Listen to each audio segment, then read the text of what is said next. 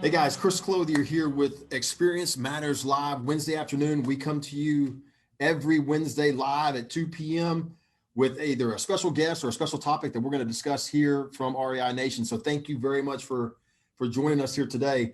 I am going to be joined today by one of our clients, Deb Patel. We're also going to have Corey and Rick on the call with us today. So we are super excited to have everybody with us, and Deb sharing his story, and Rick and Corey talking a little bit about customer service and sales and how it all mixes together to help you become a just a better investor and make better decisions as an investor. I want to invite Deb, Corey, and Rick to rejoin us here. You guys share your video, share your audio if you will, and join us in on the call.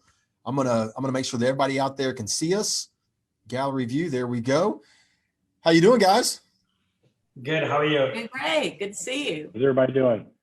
Hey, we are doing fantastic and so happy to have one of our value clients here with us and his team members, the ones that he worked with. I want to take a quick second, just make an introduction. We'll start with Corey, you first, if you don't mind, and kind of let us know what you do and how you work with Deb. And Deb, if you wouldn't mind introducing yourself real briefly, and then Rick, say hello to everybody. And from there, we'll jump into a quick little conversation. What do y'all say? Go ahead, Miss Lori or Miss Corey. Jeez. Hi, I'm on the customer service team, and Dave is one of the clients that I work with. We've been working together a couple of years now. Is that right, Dave? Is it a year or two? And more than 2 years. Really love getting to know you, and so happy to see you here today. Thank you, Corey. Go ahead and introduce. My name is Dave Patel. I live in California, in between two major cities, San Francisco and Sacramento, on Interstate 80. And I have known REI Nation before it was Memphis Invest, since I bought my first property in 2019. So 6 months before 2019 November, I have known REI Nation. It took me 6 months to get my first property or pull the trigger. Very good. Rick. Yeah, hi everybody. I'm Rick Lubert. I'm one of the senior portfolio advisors with REI Nation. I work with clients in identifying single family home rental properties to add to their portfolios. Fantastic. Well, we have everybody that's out there watching here today. Again, this is Experience Matters Live.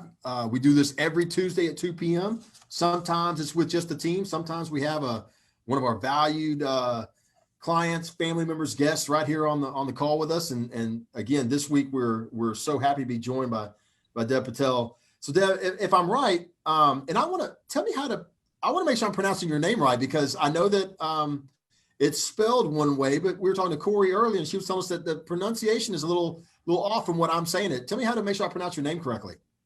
I'm used to all kinds of pronunciations, so it's okay with me. But if it's pronounced as D-A-V-E, but it's spelled as D-E-V. Gotcha. All right. So I need to be saying Dave then, right? Yes, you're right. Okay. You're right. Yeah. All right, good. I'm gonna make sure I say that correctly. So look. With our Southern accents, it could come out who knows how. And I've got the worst Southern accent of us all. So Dave, I know that you own two properties with the company. One is in Memphis and one is in Little Rock, but I would love it if you would share with us kind of when you bought each of them. And if you don't mind, there's two big questions I want to have for you. And the first one is just kind of how did you come about researching and deciding that REI Nation was the company you want to work with? I imagine you may have looked at some other people and looked at some other companies, and I'd love to learn how you heard about us and how you ultimately reached that decision to work with our company. Yes, it's a long story and interesting journey, how I got in touch with REI and Chris. I'm a mobile notary public. That's my profession. So I sign real estate loans, purchase, refinance, and seller packages, work with title companies all day long, every day. Since 2010, I have been a mobile notary. So while I was signing some investors who are purchasing their investment properties, I met a couple of investors through my business, and they all mentioned about bigger pockets, because while I'm signing, I'm talking. That's my natural talent. I like to talk, get their feedback, because I also wanted to get into real estate. And they all mentioned bigger pockets. So I said, okay, let me check it out. And from one investor, he actually went above and beyond and gave me his realtor's number. He was buying properties in Florida, like St. Petersburg area. So I checked out bigger pockets. I joined bigger pockets, and I also called the realtor in St. Petersburg. From the investor, he said that he has a turnkey operation, but while looking and talking to him, he was just a realtor. And the way I differentiated his business and Chris's business, REI Nation, is I like when I joined Bigger Pockets, they gave me the whole package of the conference videos and the audio. So I downloaded all the audios from 2011 conference. And Chris was one of the speakers who mentioned what is a turnkey operation. And that was really good. I listened to all the speakers on the 2011 conference. Tony Alvarez, he mentioned all kinds of real estate investments. There was a guy, Kevin, who mentioned about note investing, Bruce Norris, who is a California investor, Brandon Turner, and the Bigger Pockets, and some fix and flip guys, Jason and all those. But turnkey really fit me because I am very busy, and my wife, she has a full-time job. So I don't have time to do fix and flip or do research. I want it really like passive, hands-on, like what Chris says. So while I was listening to Bigger Pockets, listening to Chris, I was also doing my research with that realtor, and found in Florida, I found out that realtor was just trying to sell properties to outside investors like me who are in California or New York, and then he would hand over to another company who would manage the property. So I didn't really like it. So I started attending some Bigger Pockets meetups here in Sacramento, and I found other investors. I teamed up. So I started learning more about it, and then I reached out to REI, and Taz was initially my contact who got me familiar with what Memphis Invest does. He sent me all the information to look at different markets. At that time, there were 7 markets. So I did some research on that. I also attended several webinars done by Brandon Turner, so to get familiar on how to buy single family residence and what calculators I need to research. And then I really liked REI. And so I was done with my analysis. I was done with my research, and I reached out to Chris on Bigger Pockets. Hey, can you connect me with somebody? And he got me connected with Rick, and Rick was my portfolio. And then he started showing, initial call was what I'm looking for. I told him what my parameters are, what my criteria are, and it really fit me, the properties that he was sending me. And then when we missed a couple of properties, it was good, like one in Olive Branch, but I'm a patient investor. I said, that's okay. There will be some more, so I'll keep patient. Yes. And then he sent me one that was good in Little Rock that fit my parameters, and we pulled the trigger in 2019. Wow. And am I right? You own one in Memphis and one in Little Rock? Yeah, one in Little Rock, and the one in Memphis is actually in Mississippi, close to Memphis Metro. So, yeah. I see behind you, you've got a couple of, looks like a couple of plaques on the wall back there. Is that right?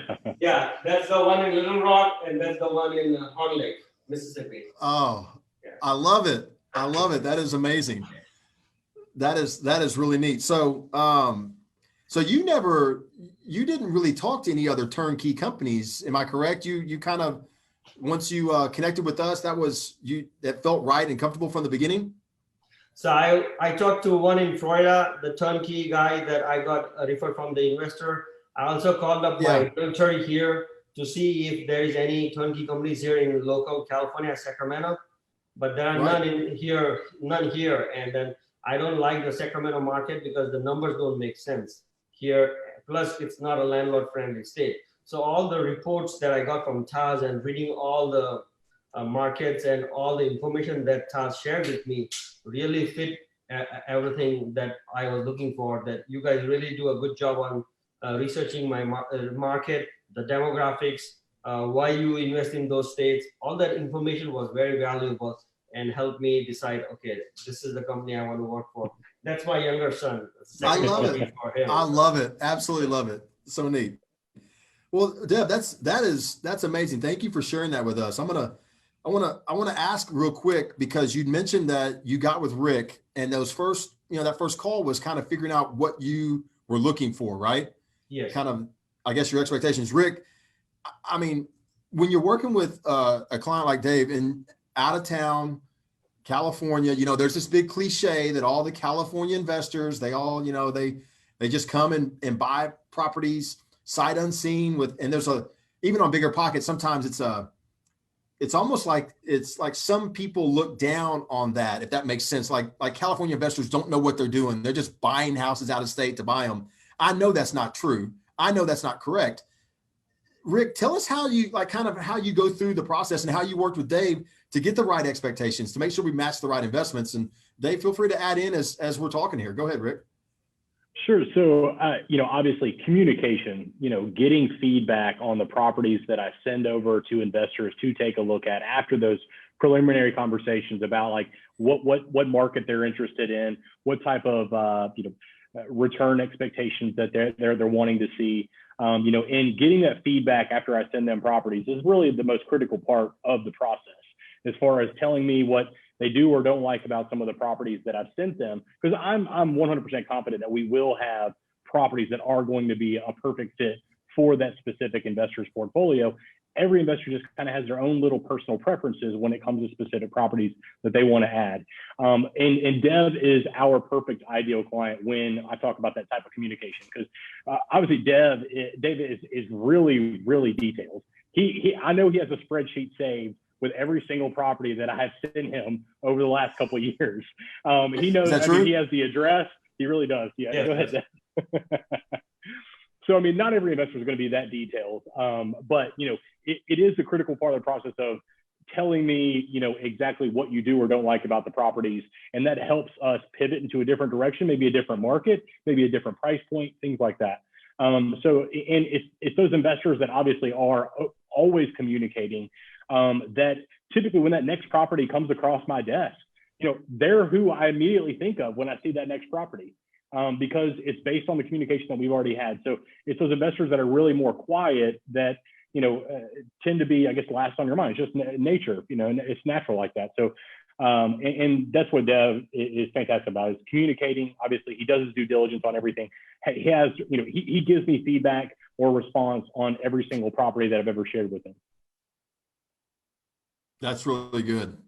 Dave, when you said that you missed on a couple of houses, right? From the beginning, from Rick? Yes. So, a question that we get all the time from other investors, and I'd love to get your take on it, is that because you said something that it's like a piece of advice I give to everyone all the time. And that was, you talked about patience. You talked about being patient, that you knew that right property would come along. I am telling you that there is no scarcity. Yes, there are fewer homes available, but for those investors that they know they're going to move forward, they know they're going to build a portfolio, they know why they're making decisions, that property will come along. How did you deal with the fact that, there were properties you saw that you wanted to buy that were gone? How did you process that? What did it change about you as far as getting prepared to make that next purchase? So when Rick started showing me properties, we were just at like 5 or 6 properties that came along. And then one property came for Olive Branch.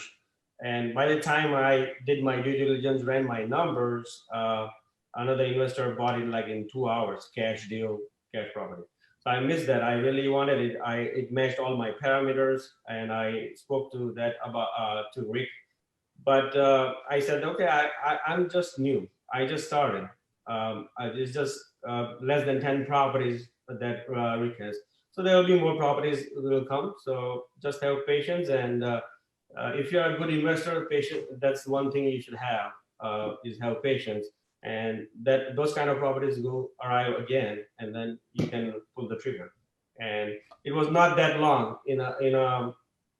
That property that I missed was October. In November, we got another property in Little Rock that we closed. So.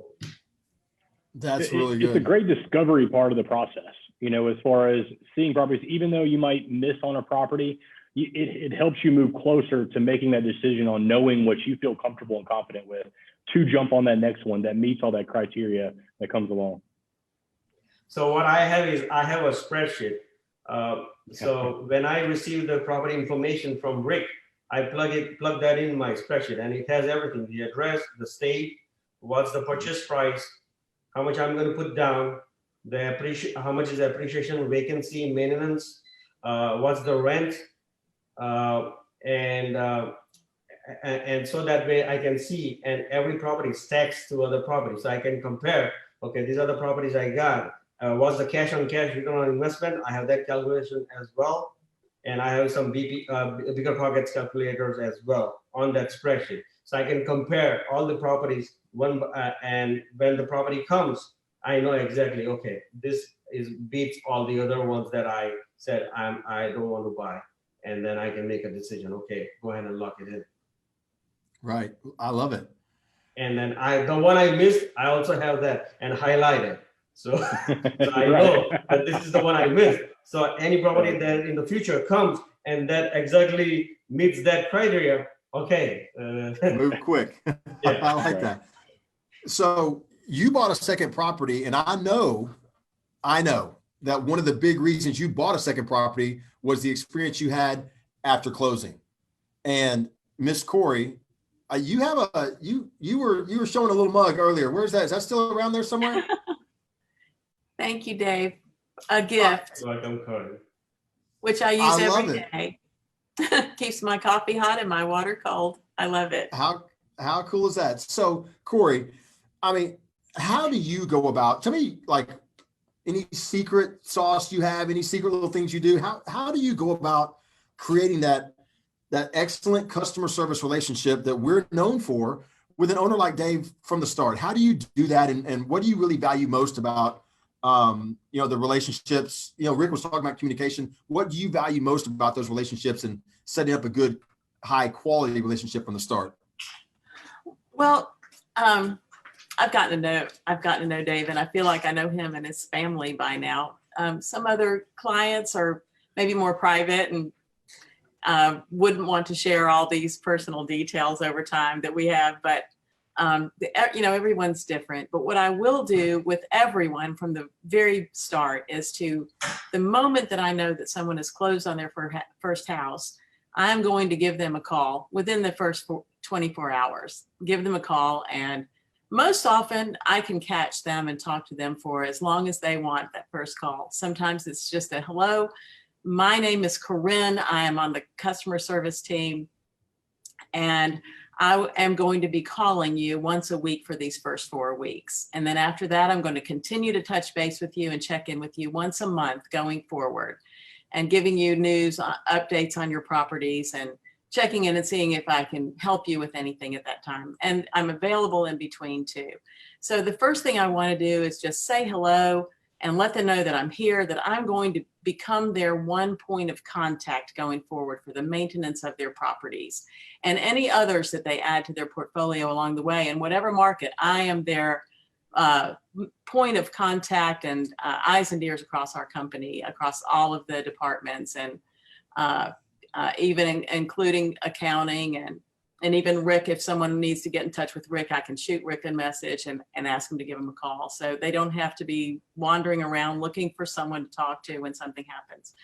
So just to sort of start to establish a comfort level with me and an expectation of communication and transparency in our company. And then after that, we'll, I've spent 2 seconds on a first call and then send a quick follow-up email with all of my information. I've also spent up to an hour on a first call with someone who's ready to ask a million questions and really get going. So that's the start anyway.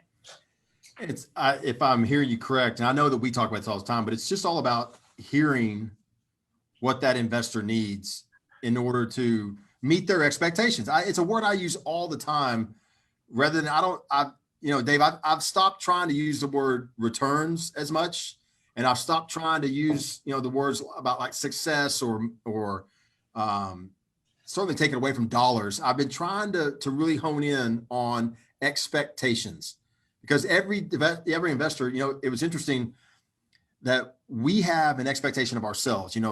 Corinne and Rick, as two members of our team, even myself, we all have an expectation of what we want to deliver to a client from customer service.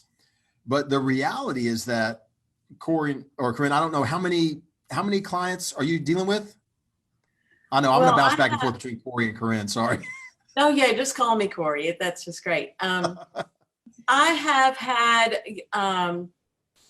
between 260 and 360 clients that I've worked with, and over time that ebbs and flows. So the reality is that, and the reality is that that's 250 plus expectations. I mean, they're because everyone has maybe a little nuance, a slightly different expectation, and our job is to meet it. And so, Dave, you bought that second property in Little Rock after the first one. How long was it between the two purchases? Do you recall? 1 year. 1 year. I have a goal to buy one property every year. And I know, if I remember correctly from our conversations, you really wanted, you were not going to buy two houses at a time. You were going to buy that one and really watch and make sure and hold us accountable to your expectations. Am I right? Yes, you're absolutely right. Yeah, I remember our conversations on Bigger Pockets. I know that you were really into wanting to make sure that look, you're in California. We have not met one-to-one. You and I, we've never had the chance to shake hands. You haven't, am I correct in that? You have not been to our offices, right? I have been to your office. We missed seeing you. You were in a conference call then, and Rick and Taz were taking me on a tour to the office as well as the houses. I stopped by. I stopped by after I bought my first property. After you bought your first, so again, you bought the first property without having met us. So yes. We really needed to make sure we were on point and meeting your expectations, because this was as close as we had been up to that point. Is that right? Yes. Yeah, that's amazing. What advice do you have, Dave, for other investors? You've got a goal. You want to buy one property a year. You've already bought two. What advice do you have for other investors? There's a lot of investors on here who are still I'm sure there's many that are wondering how you did it. How in the world did you actually buy a house without seeing it or meeting the people you were going to buy from? What advice do you have for them, if any? I understand that COVID has changed the whole market game, that you cannot, if you want to visit Memphis, to check out the property in person, there are travel restrictions, or you don't feel comfortable traveling. I understand that. But if you want to buy a property through REI Nation, give them a call first. So that way you get in touch with, just like I called, even though I was doing my research still, I was still in the research phase, checking out the Turnkey in Sacramento as well as Florida. I still gave a call, took the first step, and got in touch with Taz. So I can continue doing my research, or whether you're checking out another Turnkey, you can have REI Nation information, so you can compare and match, and then it will help you to see what they are offering and what REI has to offer, and that will bring you closer to making a decision and pulling the trigger. That's the first step I would do, is give them a call first, so you can get in touch and start getting yourself familiar with what markets they have, what demographics they have, why do they invest in this market, what properties they have, what returns they bring. All those research that they already have in place. I don't have to worry about the market. I don't have to worry about demographics. I just worry about what price point I have to, I want to buy in, when I want to buy, and do I have the cash and credit. Right now I have cash and credit ready to go for buying 3 more properties. So start with the call first and get familiar, and run your numbers. Have some parameters, have some criteria for yourself. And once it fits your criteria, then you're ready to buy. Pull the trigger. Don't get into the paralysis of the analysis too much. Once you're ready to start. I love it, and I think Rick would agree with me on this. Rick, Dave's got his criteria for houses and he's not changing, nor is he letting you change him. Is that right? Which is, now I want to make sure the reason why I'm saying this is I often tell people the biggest mistake I made was I had my parameters of what I wanted to do. And then I didn't do it. I quit following my own advice and I let other people kind of tell me what to do instead. And it led to, some of the big mistakes I made in real estate. So I love to hear that Dev's got his, and I think you can confirm that he's not allowing you to change his criteria or suddenly decide to buy something different than what he originally set out for. Yeah, no, my goal is definitely just to find the property that Dev wants to see. And I know exactly what his criteria is. He's made that very clear, which is fantastic. That's exactly what we want. So I know when that next property does come through that hits that criteria, I know Dev is the perfect fit for it, and he's going to be the first to see that property. Yeah, that's exactly how it works. Hey, Dave, have you found that with, I know you've asked me questions a few times, that kind of with COVID and with the changing real estate market that you've had to maybe rethink anything about your criteria? Because you've asked several times, do we think there's going to be a drop in real estate prices or some form of a dip, allowing investors to grab some value? But I'm not seeing it happen. Have you changed anything or just decided I'm just going to remain patient? That's the only, there's no change. It's just, you're just going to wait till you see what you really like. My criteria still remain the same. It has not changed, and it will not change because I have a plan and I have a goal, like buying one property every year. But due to COVID, from my business that I work as a notary public, I have seen the prices have gone off the chart. Yeah. So people are buying like crazy in every market. People from California are moving out of state, and people from San Francisco are buying houses in my county. So from Bay Area, they are moving to out of Bay Area. And from our county, people are moving out of state, like Tennessee, Texas, Idaho, wherever.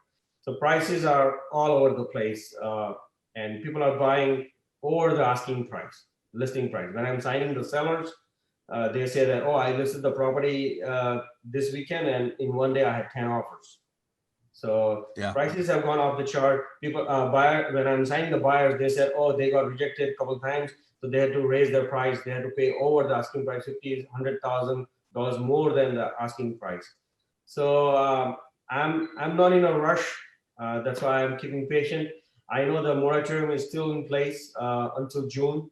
So I'm waiting once the government policy changes, when the moratorium is lifted. I know that in Texas, the courts have now started to evict people who have not been paying. So there will be more opportunity for REI acquisition team to go out there and buy properties who are struggling owners or whatnot. So opportunities will be there in the future. So I'm just sitting patient. I'm just working my business and saving. I have this. I have the savings and I have the credit already positioned very well to grab those opportunities when it comes. So.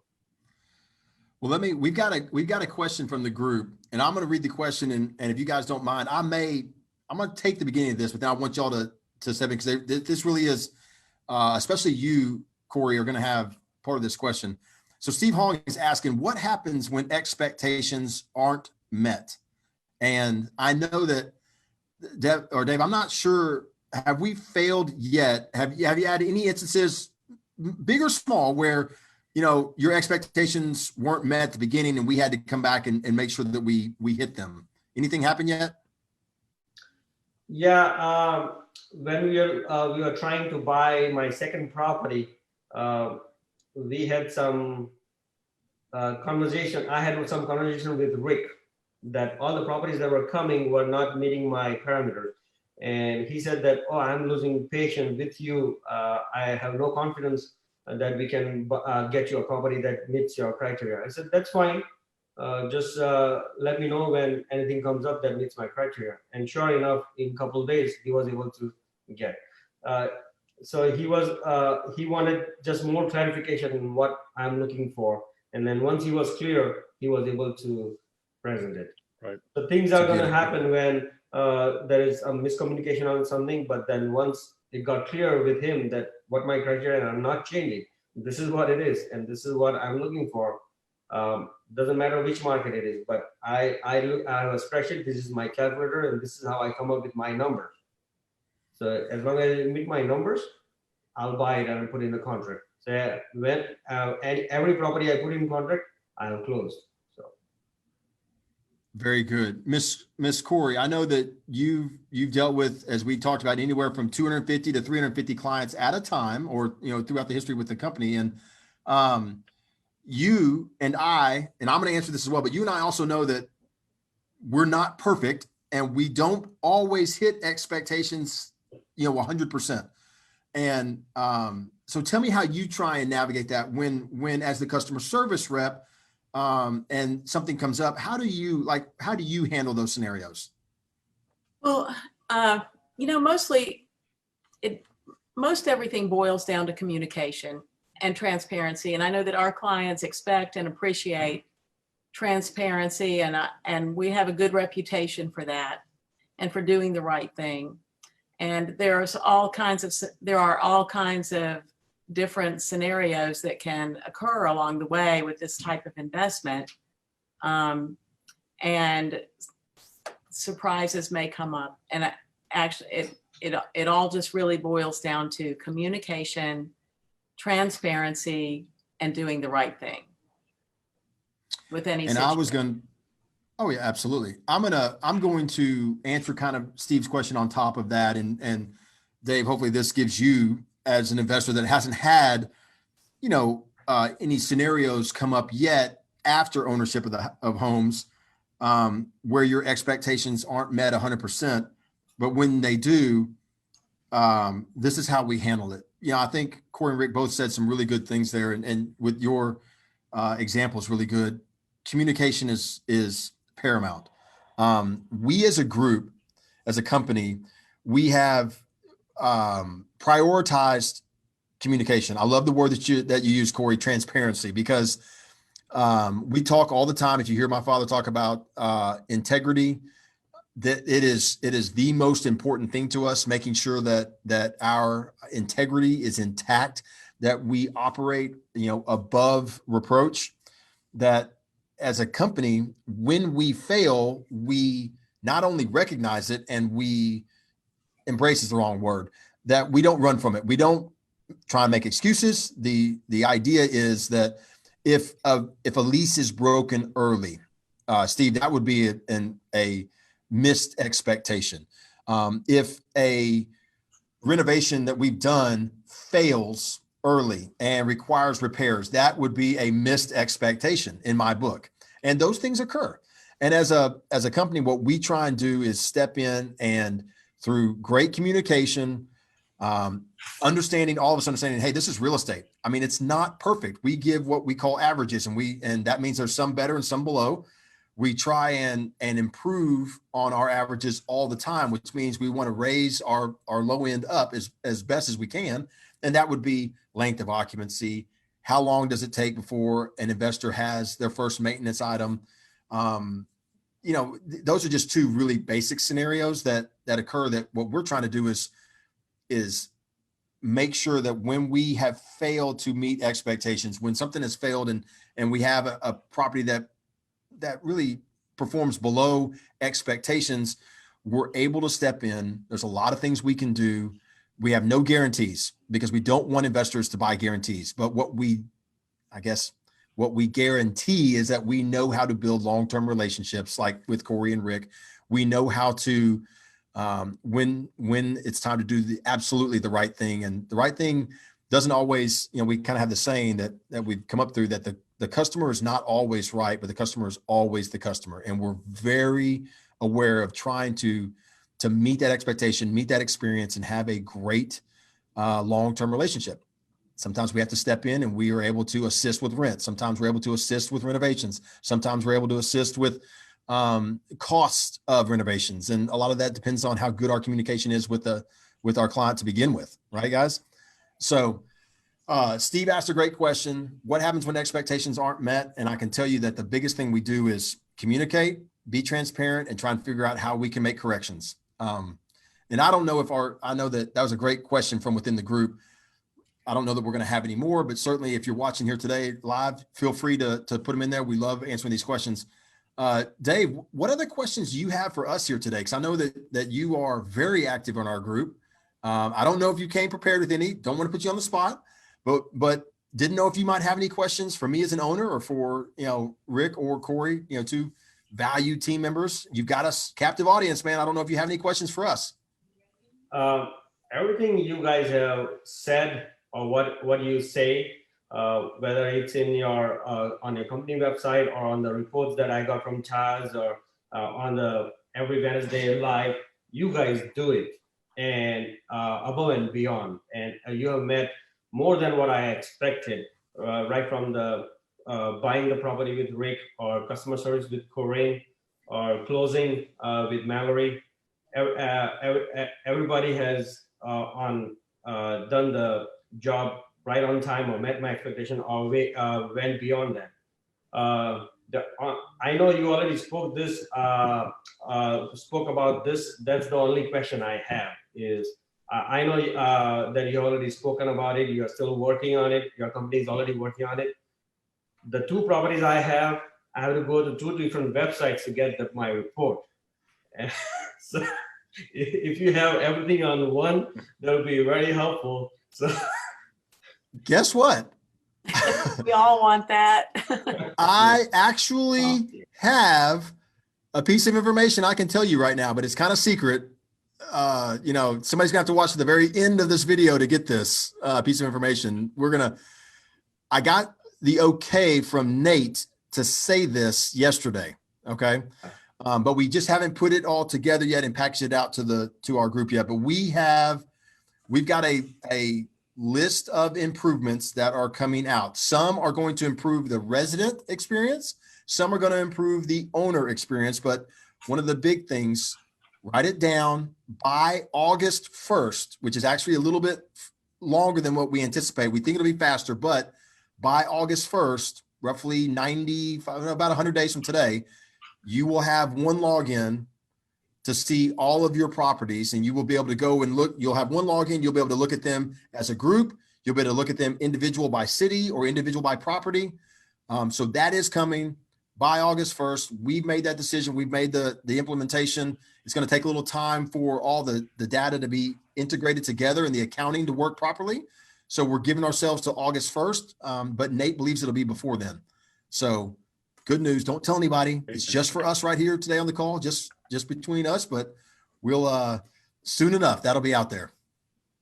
I want to add something for the new investors or investors here on Facebook Live of my experience with you guys. And so just so that they know what to expect. Please. So yeah, as an investor, when you're investing in real estate, there are things that will happen. It's bound to happen because any investment, not even real estate, if you invest in stock market, it's going to go up and down. There are going to be problems. Same thing will happen in real estate as well. So it's not that when I invested with REI, everything is smooth all throughout. No, things are going to happen. Just what Chris said, that they don't guarantee things are going to happen, but they know how to fix it. They have the experience, they have the team, they have the talent. They have been doing this for almost 20 years. So my experience, what problems I had, but how they fixed it, that's what I wanted to share. So when I bought my first property, Little Rock, we put in contract. Everything was going smooth on my end. Loan was done, approval was done, everything. Appraisal was done. The inspection report came in, and the inspector had a couple things that they flagged on it. So the closing process, my closing coordinator, Mallory, took that report and to their renovation team, and the renovation team started working on it. Before even I mentioned that, hey, these are the things that still need to be fixed. This is what my inspection report is. So they are on top of things. And I got an email back that, okay, they got this report. These are the things they are working on it. After their work, they showed me, okay, this was what was on your report. This is a before picture, and these are the picture after they fixed it. So I see, so people right now who cannot go visit the property, you don't have to worry. You can see, you can hire an independent inspector, just like what I did. They do the inspection of the property. They can provide you the report that, okay, this is inspection looks good, or if there are anything that needs to be fixed. REI Nation, the renovation team will get the report, they'll fix it and send you the pictures so you can see, compare. That was done, closing done, and then I got Corinne called me after the closing was done, and that was my first property, so I had some questions. She explained me the whole process and everything.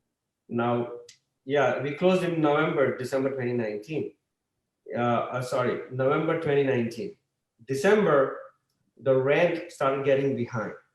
So when I got a call in January from Corinne, she explained me that the resident is behind right now, but don't worry, collection team is on top of it.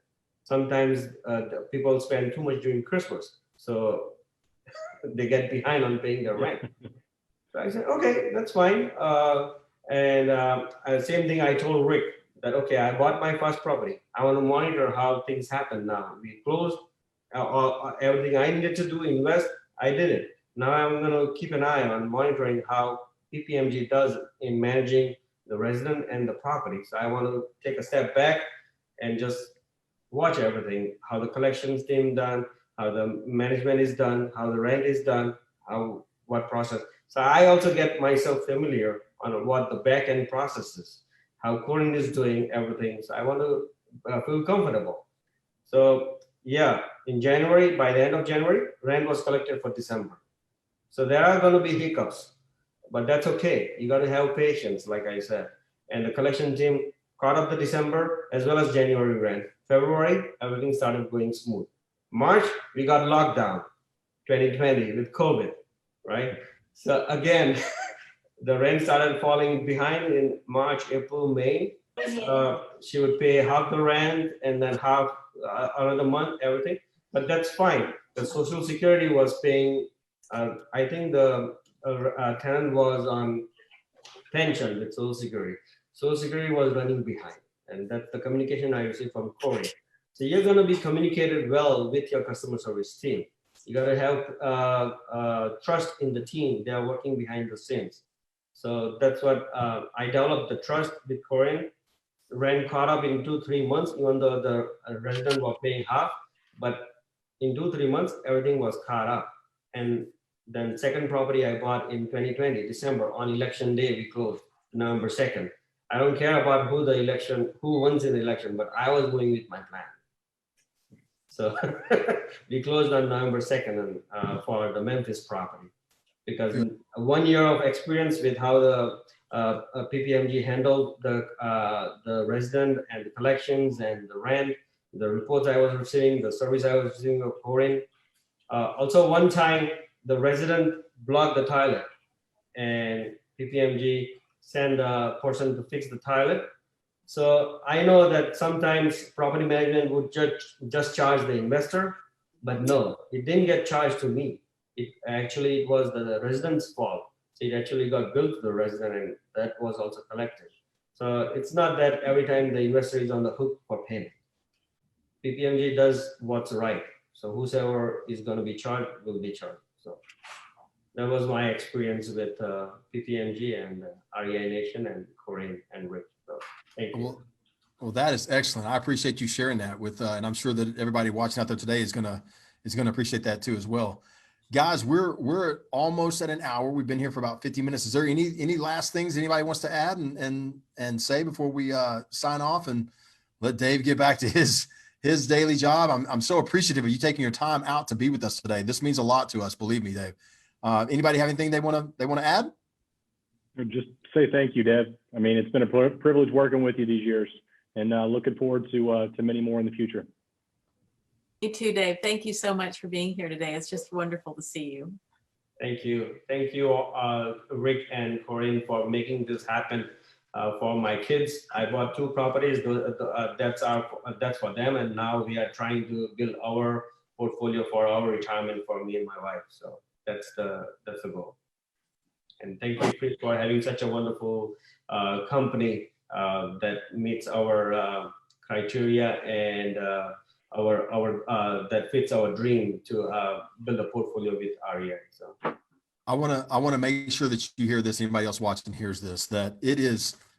I cannot understate how important it is to us that when you say what you just said a second ago, that the homes you bought before your kids and now you're looking to build for your retirement, I cannot understate how important that is to us. How much how valuable we understand that this is, how much that means to us. I guess I'm saying this all wrong. Just how important it is, because when somebody tells us that this isn't Monopoly. These aren't little greenhouses we're throwing on different houses. This is real and it matters. And so that's what every member that we've ever had on this video and everyone behind us, that those that have never been on these videos before, that are just back there working day to day, just doing, from the smallest, what feels like the smallest job within the company to the biggest job within the company, everybody is doing the same thing, trying to perform to meet your expectations, because we understand exactly how important it is.